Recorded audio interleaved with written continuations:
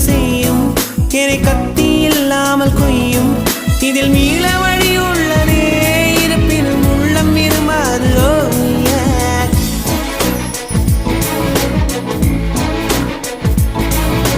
விழிகளின் அருகினில் வானம் வெகு தொலைவினில் தூக்கம் இது 5 புலன்களின் ஏக்கம் என் முதல் அனுபவம்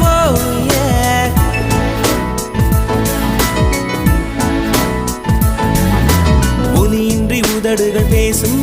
பெரும் புயலென வெளிவரும் சுவாசம் ஒரு சுவடின்றி